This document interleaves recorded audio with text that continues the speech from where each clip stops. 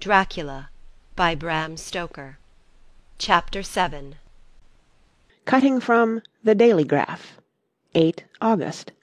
Pasted in Mina Murray's journal. From a correspondent. Whitby. One of the greatest and suddenest storms on record has just been experienced here, with results both strange and unique. The weather had been somewhat sultry, but not to any degree uncommon in the month of August. Saturday evening was as fine as was ever known, and the great body of holiday-makers laid out yesterday for visits to Mulgrave Woods, Robin Hood's Bay, Rig Mill, Runswick, Staithes, and the various trips in the neighbourhood of Whitby. The steamers Emma and Scarborough made trips up and down the coast, and there was an unusual amount of tripping both to and from Whitby. The day was unusually fine till the afternoon, when some of the gossips who frequent the East Cliff churchyard, and from the commanding eminence watch the wide sweep of sea visible to the north and east, called attention to a sudden show of mares' tails high in the sky to the northwest. The wind was then blowing from the southwest in the mild degree which in barometrical language is ranked No. 2, light breeze.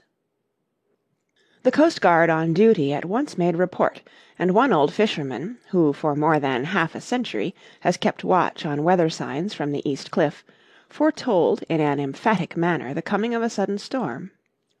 The approach of sunset was so very beautiful, so grand in its masses of splendidly coloured clouds, that there was quite an assemblage on the walk along the cliff in the old churchyard to enjoy the beauty. Before the sun dipped below the black mass of Kettleness, standing boldly athwart the western sky, its downward way was marked by myriad clouds of every sunset colour, flame, purple, pink, green, violet, and all the tints of gold, with here and there masses not large, but of seemingly absolute blackness, in all sorts of shapes, as well outlined as colossal silhouettes. The experience was not lost on the painters, and doubtless some of the sketches of the Prelude to the Great Storm will grace the R.A. and R.I. walls in May next. More than one captain made up his mind then and there that his "cobble," or his "mule," as they term the different classes of boats, would remain in the harbour till the storm had passed. The wind fell away entirely during the evening, and at midnight there was a dead calm, a sultry heat, and that prevailing intensity which, on the approach of thunder, affects persons of a sensitive nature. There were but few lights in sight at sea, for even the coasting steamers, which usually hug the shore so closely, kept well to seaward, and but few fishing boats were in sight. The only sail noticeable was a foreign schooner with all sails set, which was seemingly going westwards. The foolhardiness or ignorance of her officers was a prolific theme for comment whilst she remained in sight, and efforts were made to signal her to reduce sail in the face of her danger. Before the night shut down she was seen with sails idly flapping as she gently rolled on the undulating swell of the sea. As idle as a painted ship upon a painted ocean. Shortly before 10 o'clock the stillness of the air grew quite oppressive, and the silence was so marked that the bleating of a sheep inland, or the barking of a dog in the town was distinctly heard, and the band on the pier, with its lively French air, was like a discord in the great harmony of nature's silence. A little after midnight came a strange sound from over the sea, and high overhead the air began to carry a strange, faint, hollow booming. Then, without warning, the tempest broke. With a rapidity which, at the time, seemed incredible, and even afterwards is impossible to realise, the whole aspect of nature at once became convulsed. The waves rose in growing fury, each overtopping its fellow, till in a very few minutes the lately glassy sea was like a roaring and devouring monster. White-crested waves beat madly on the level sands, and rushed up the shelving cliffs. Others broke over the piers, and with their spumes swept the lanterns of the lighthouses, which rise from the end of either pier of Whitby harbour. The wind roared like thunder, and blew with such force that it was with difficulty that even strong men kept their feet, or clung with grim clasp to the iron stanchions. It was found necessary to clear the entire pier from the mass of onlookers, or else the fatalities of the night would have increased manifold. To add to the difficulties and dangers of the time, masses of sea fog came drifting inland. White, wet clouds, which swept by in ghostly fashion, so dank and damp and cold that it needed but little effort of imagination to think that the spirits of those lost at sea were touching their living brethren with the clammy hands of death, and many a one shuddered as the wreaths of sea mist swept by. At times the mist cleared, and the sea for some distance could be seen in the glare of the lightning, which came thick and fast, followed by such peals of thunder that the whole sky overhead seemed trembling under the shock of the footsteps of the storm. Some of the scenes thus revealed were of immeasurable grandeur and of absorbing interest. The sea, running mountains high, threw skywards with each wave mighty masses of white foam, which the tempest seemed to snatch at and whirl away into space. Here and there a fishing boat, with a rag of sail, running madly for shelter before the blast; now and again the white wings of a storm-tossed sea-bird. On the summit of the east cliff the new searchlight was ready for experiment, but had not yet been tried. The officers in charge of it got it into working order, and in the pauses of on-rushing mist swept with it the surface of the sea. Once or twice its service was most effective, as when a fishing boat, with gunwale under water, rushed into the harbour, able, by the guidance of the sheltering light, to avoid the danger of dashing against the piers. As each boat achieved the safety of the port, there was a shout of joy from the mass of people on the shore, a shout which for a moment seemed to cleave the gale, and was then swept away in its rush. Before long the searchlight discovered some distance away a schooner with all sails set, apparently the same vessel which had been noticed earlier in the evening. The wind had by this time backed to the east, and there was a shudder amongst the watchers on the cliff as they realized the terrible danger in which she now was. Between her and the port lay the great flat reef on which so many good ships have from time to time suffered, and, with the wind blowing from its present quarter, it would be quite impossible that she should fetch the entrance of the harbour.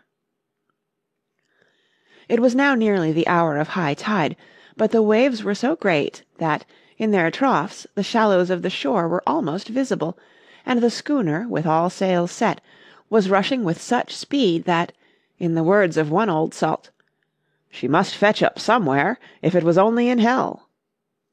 Then came another rush of sea fog, greater than any hitherto, a mass of dank mist, which seemed to close on all things like a grey pall, and left available to men only the organ of hearing, for the roar of the tempest, and the crash of the thunder, and the booming of the mighty billows came through the damp oblivion even louder than before.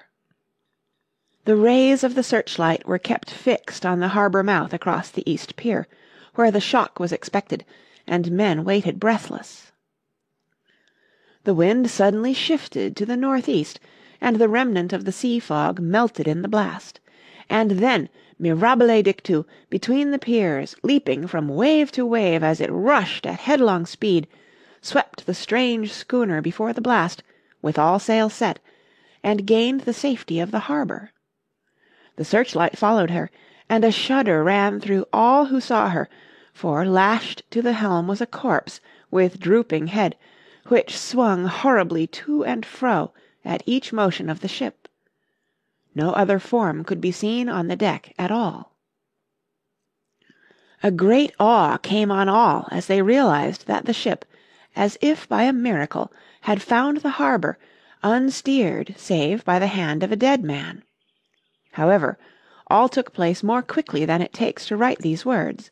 The schooner paused not, but, rushing across the harbour, pitched herself on that accumulation of sand and gravel washed by many tides and many storms into the southeast corner of the pier jutting under the east cliff, known locally as Tate Hill Pier. There was, of course, a considerable concussion as the vessel drove up on the sand heap. Every spar, rope, and stay was strained, and some of the top-hammer came crashing down. But strangest of all, the very instant the shore was touched, an immense dog sprang up on deck from below, as if shot up by the concussion, and running forward, jumped from the bow on the sand. Making straight for the steep cliff, where the churchyard hangs over the laneway to the East Pier so steeply that some of the flat tombstones, thrufsteins or throughstones, as they call them in Whitby vernacular, actually project over where the sustaining cliff has fallen away, it disappeared in the darkness, which seemed intensified just beyond the focus of the searchlight. It so happened that there was no one at the moment on Tate Hill Pier, as all those whose houses are in close proximity were either in bed or were out on the heights above. Thus the coast guard on duty on the eastern side of the harbour, who at once ran down to the little pier, was the first to climb aboard.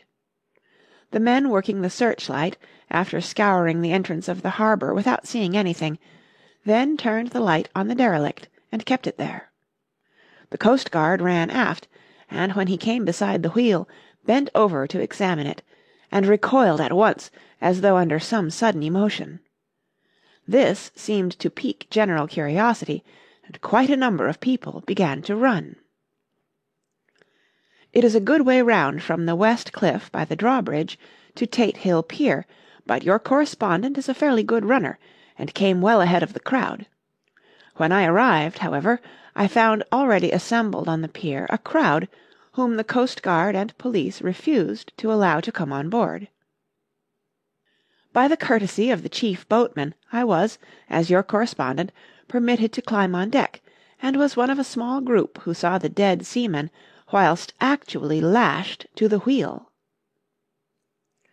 It was no wonder that the coast guard was surprised, or even awed, for not often can such a sight have been seen. The man was simply fastened by his hands, tied one over the other to a spoke of the wheel. Between the inner hand and the wood was a crucifix, the set of beads on which it was fastened being around both wrists and wheel, and all kept fast by the binding cords.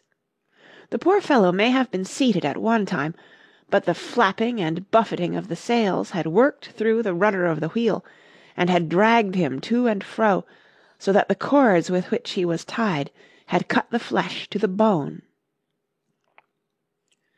Accurate note was made of the state of things, and a doctor, Surgeon J. M. Caffin, of 33 East Eliot Place, who came immediately after me, declared, after making examination, that the man must have been dead for quite 2 days. In his pocket was a bottle, carefully corked, empty save for a little roll of paper, which proved to be the addendum to the log. The coast guard said the man must have tied up his own hands, fastening the knots with his teeth. The fact that a coast guard was the first on board may save some complications later on, in the Admiralty Court, for coast guards cannot claim the salvage, which is the right of the first civilian entering on a derelict.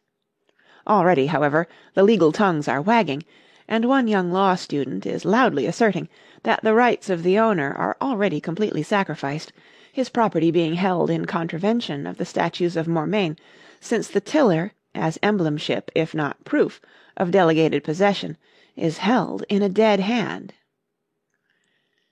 It is needless to say that the dead steersman has been reverently removed from the place where he held his honourable watch and ward till death, a steadfastness as noble as that of the young Casabianca, and placed in the mortuary to await inquest.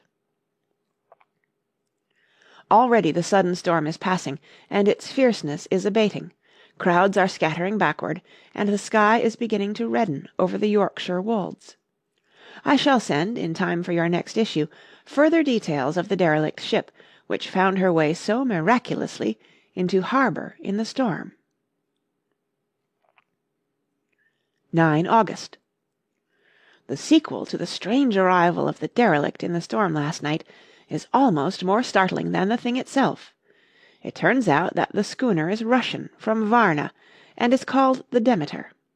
She is almost entirely in ballast of silver sand, with only a small amount of cargo, a number of great wooden boxes filled with mould.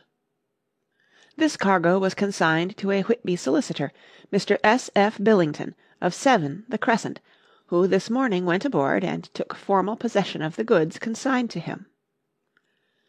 The Russian consul, too, acting for the charter party, took formal possession of the ship, and paid all harbour dues, etc.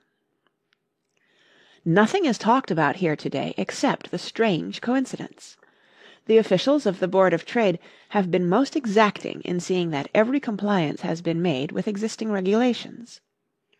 As the matter is to be a 9 days' wonder, they are evidently determined that there shall be no cause of other complaint. A good deal of interest was abroad concerning the dog which landed when the ship struck, and more than a few of the members of the S.P.C.A., which is very strong in Whitby, have tried to befriend the animal.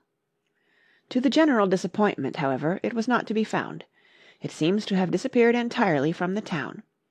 It may be that it was frightened and made its way on to the moors, where it is still hiding in terror.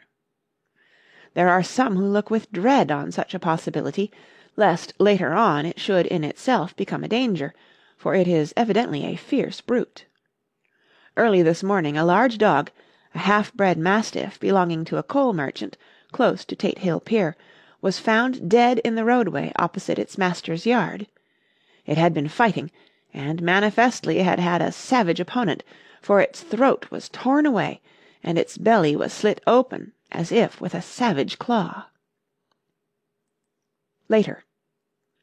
By the kindness of the Board of Trade Inspector, I have been permitted to look over the log-book of the Demeter, which was in order up to within 3 days, but contained nothing of special interest except as to facts of missing men.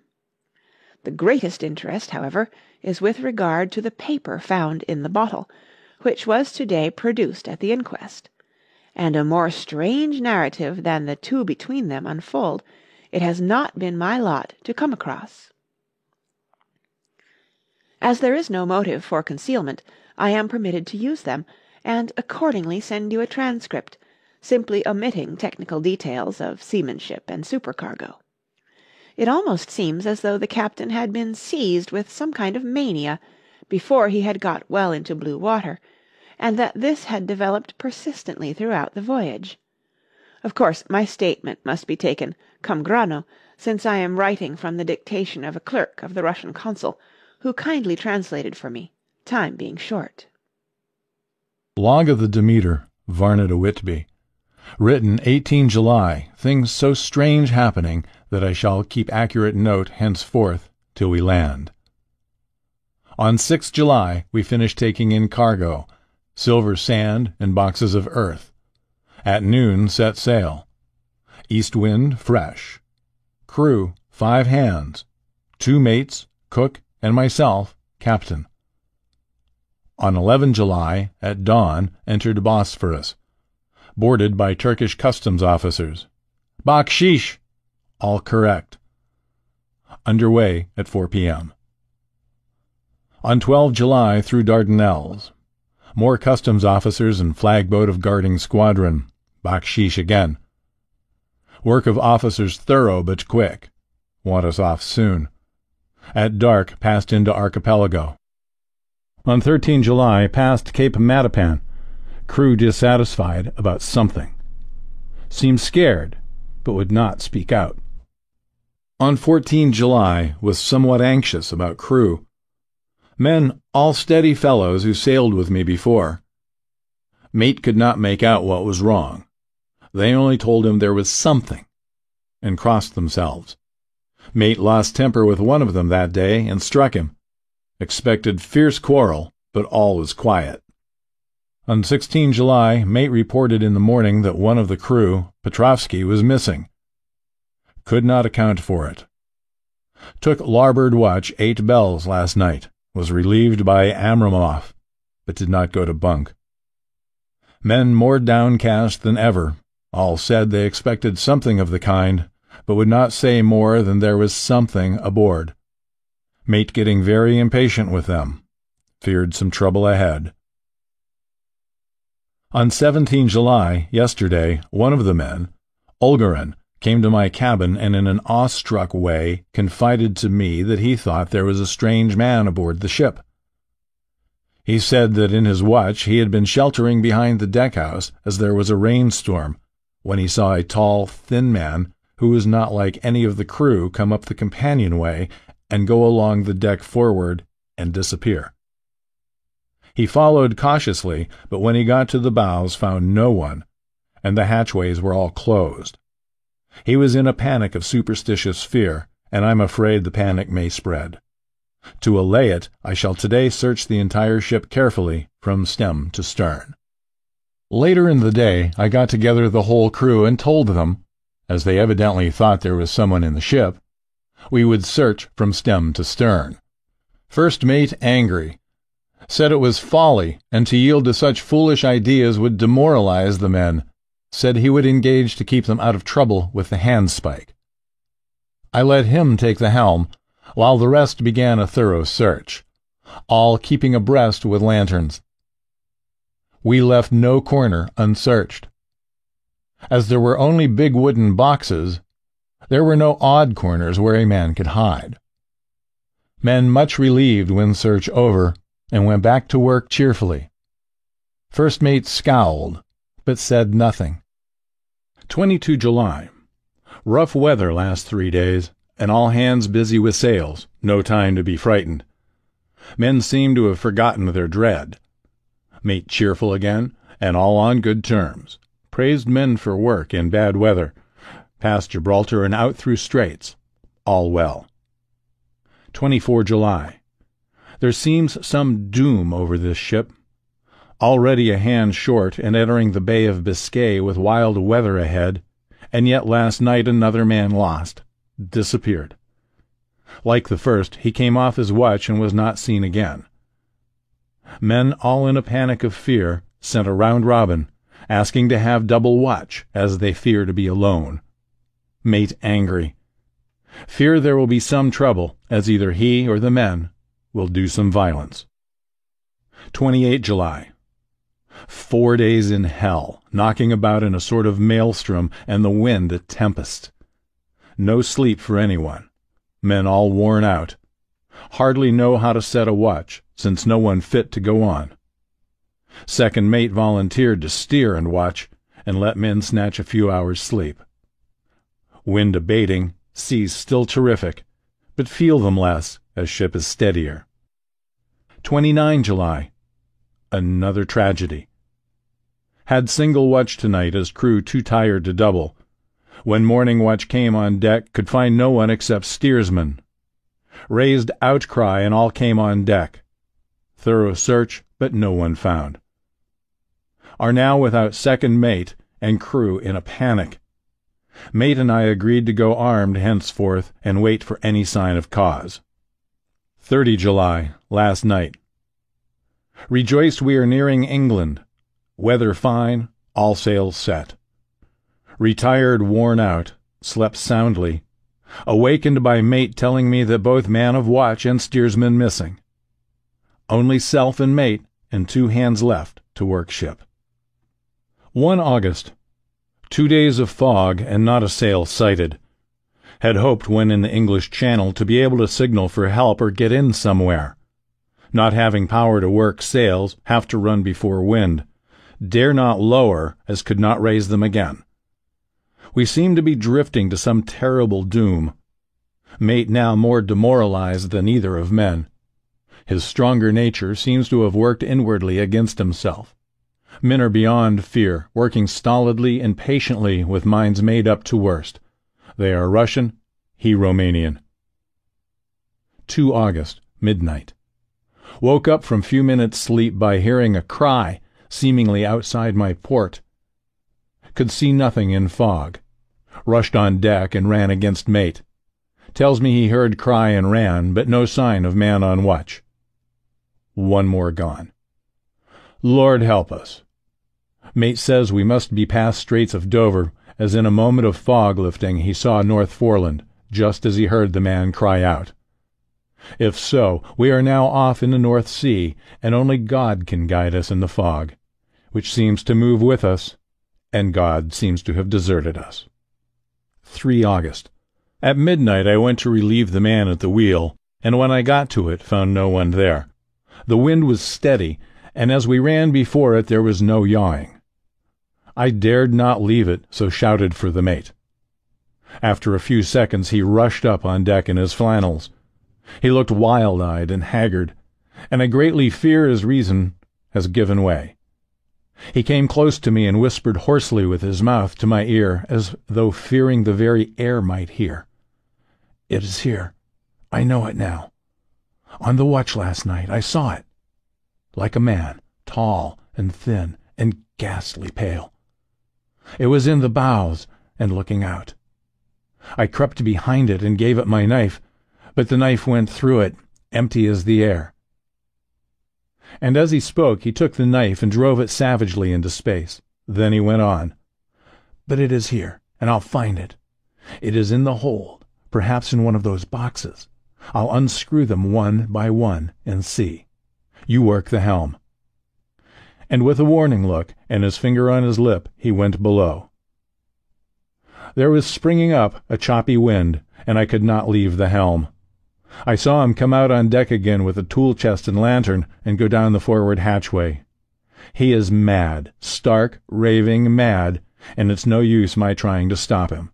He can't hurt those big boxes. They're invoiced as clay, and to pull them about is as harmless a thing as he can do. So here I stay and mind the helm and write these notes. I can only trust in God and wait till the fog clears. Then, if I can't steer to any harbor with the wind that is, I shall cut down sails and lie by, and signal for help. It is nearly over now. Just as I was beginning to hope that the mate would come out calmer, for I heard him knocking away at something in the hold, and work is good for him, there came up the hatchway a sudden, startled scream which made my blood run cold. And up the deck he came, as if shot from a gun, a raging madman with his eyes rolling and his face convulsed with fear. "Save me! Save me!" he cried, and then looked around on the blanket of fog. His horror turned to despair, and in a steady voice he said, "You had better come to, Captain, before it is too late. He's there. I know the secret now. The sea will save me from him, and it's all that is left." Before I could say a word or move forward to seize him, he sprang on the bulwark and deliberately threw himself into the sea. I suppose I know the secret too now. It was this madman who had got rid of the men one by one, and now he has followed them himself. God help me! How am I to account for all these horrors when I get to port? When I get to port, will that ever be? 4 August. Still fog, which the sunrise cannot pierce. I know there is sunrise because I'm a sailor. Why else I know not. I dared not go below. I dared not leave the helm, so here all night I stayed, and in the dimness of the night I saw it. Him. God forgive me, but the mate was right to jump overboard. It was better to die like a man. To die like a sailor in blue water, no man can object. But I'm captain, and I must not leave my ship. But I shall baffle this fiend or monster, for I shall tie my hands to the wheel when my strength begins to fail, and along with them I shall tie that which it, dare not touch. And then, come good wind or foul, I shall save my soul and my honor as captain. I am growing weaker, and the night is coming on. If he can look me in the face again, I may not have time to act. If we are wrecked, mayhap this bottle may be found, and those who find it may understand. If not, well then all men shall know that I have been true to my trust. God and the Blessed Virgin and the saints help a poor, ignorant soul trying to do his duty. Of course, the verdict was an open one. There is no evidence to adduce, and whether or not the man himself committed the murders there is now none to say. The folk here hold almost universally that the captain is simply a hero, and he is to be given a public funeral. Already it is arranged that his body is to be taken with a train of boats up the Esk for a piece, and then brought back to Tate Hill Pier and up the Abbey steps, for he is to be buried in the churchyard on the cliff. The owners of more than 100 boats have already given in their names as wishing to follow him to the grave. No trace has ever been found of the great dog, at which there is much mourning, for, with public opinion in its present state, he would, I believe, be adopted by the town. To-morrow we'll see the funeral, and so we'll end this one more Mystery of the Sea. Mina Murray's Journal. 8th August. Lucy was very restless all night, and I too could not sleep. The storm was fearful, and as it boomed loudly among the chimney-pots it made me shudder. When a sharp puff came it seemed to be like a distant gun. Strangely enough Lucy did not wake, but she got up twice and dressed herself. Fortunately each time I awoke in time and managed to undress her without waking her, and got her back in bed. It is a very strange thing, this sleep-walking, for as soon as her will is thwarted in any physical way, her intention, if there be any, disappears, and she yields herself almost exactly to the routine of her life. Early in the morning we both got up and went down to the harbour to see if anything had happened in the night. There were very few people about, and though the sun was bright and the air clear and fresh, the big grim-looking waves that seemed dark themselves because the foam that topped them was like snow, forced themselves in through the mouth of the harbour like a bullying man going through a crowd. Somehow I felt glad that Jonathan was not on the sea last night, but on land. But oh, is he on land or sea? Where is he, and how? I am getting fearfully anxious about him. If I only knew what to do, and could do anything. 10th August. The funeral of the poor sea-captain to-day was most touching. Every boat in the harbour seemed to be there, and the coffin was carried by captains all the way from Tate Hill Pier up to the churchyard. Lucy came with me, and we went early to our old seat, whilst the cortège of boats went up the river to the viaduct and came down again.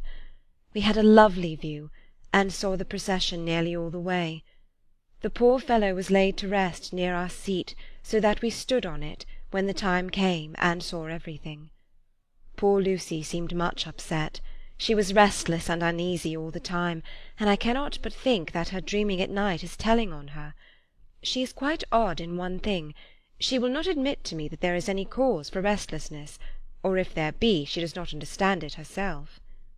There is an additional cause, in that poor Mr. Swales was found dead this morning on our seat, his neck being broken. He had evidently, as the doctor said, fallen back in the seat in some sort of fright, for there was a look of fear and horror on his face that the men said made them shudder. Poor dear old man! Lucy is so sweet and sensitive that she feels influences more acutely than other people do. Just now she was quite upset by a little thing which I did not much heed, though I myself am very fond of animals. One of the men who came up here often to look for the boats was followed by his dog. The dog is always with him. They are both quiet persons, and I never saw the man angry, nor heard the dog bark. During the service the dog would not come to its master, who was on the seat with us, but kept a few yards off, barking and howling. Its master spoke to it gently, and then harshly, and then angrily. But it would neither come nor cease to make a noise. It was in a fury, with its eyes savage, and all its hair bristling out like a cat's tail when puss is on the war-path. Finally the man too got angry, and jumped down and kicked the dog, and then took it by the scruff of the neck, and half dragged and half threw it on the tombstone on which the seat is fixed. The moment it touched the stone, the poor thing began to tremble. It did not try to get away, but crouched down, quivering and cowering, and was in such a pitiable state of terror that I tried, though without effect, to comfort it. Lucy was full of pity too, but she did not attempt to touch the dog, but looked at it in an agonized sort of way. I greatly fear that she is of too supersensitive a nature to go through the world without trouble. She will be dreaming of this to-night, I am sure. The whole agglomeration of things, the ship steered into port by a dead man, his attitude, tied to the wheel with a crucifix and beads, the touching funeral, the dog, now furious and now in terror, will all afford material for her dreams. I think it will be best for her to go to bed tired out physically, so I shall take her for a long walk by the cliffs to Robin's Hood Bay and back. She ought not to have much inclination for sleep-walking then. End of Chapter 7.